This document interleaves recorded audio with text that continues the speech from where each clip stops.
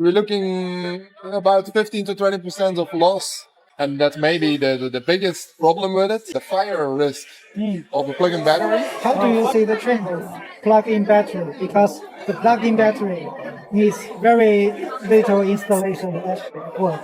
Yeah, we talked already quite a bit in China about the plug-in battery because it's really a trend, and we see that the customer is buying those plug-in batteries on real big quantities. It's easy to buy; they can buy it even from web shops.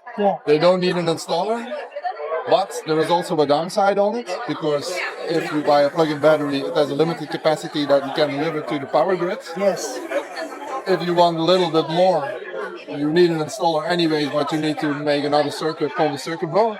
If you're installing another circuit called the circuit board for a plug-in battery, we, as installer, think it's better to install a house battery, a residential system battery, because the benefits are bigger.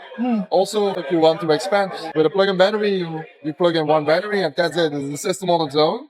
But if later on you want to expand another 5 kilowatts, 10 kilowatts, you're a bit limited, because at this point, there is not really a system that can communicate with each other.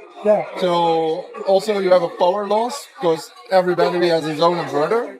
We're looking about 15 to 20% of loss between a plug-in battery and a residential system. You mentioned very good point. The first is it's not easy to expand the volume to the proper level of that house. This is the first. The second is the plug-in battery is AC coupled. For the residential one, you can do DC coupled, so the efficiency is much more higher.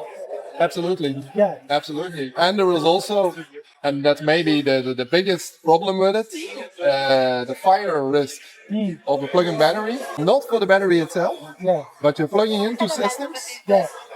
They are not specifically designed for that purpose. Old houses with old cabling in it, without maybe the proper SPDs or RCDs, you're putting on batteries. One, okay, but there is no limitation, because from websites like Amazon you can buy as many as you want. So you can create a possible hazard. If I put 10 plug-in batteries in my house, the system isn't made for that. This is a very good point, because, for example, my house is decorated maybe 20 years ago or 10 years ago. The circuit in the house is a very thin one, or the protection devices cannot sustain such a big current. No. Yeah, but the plug-in battery is produced now, and if people pursue a very high capacity, so there really may be some potential risk for fire overload in the circuits. This is real insight from the market. I'm an installer.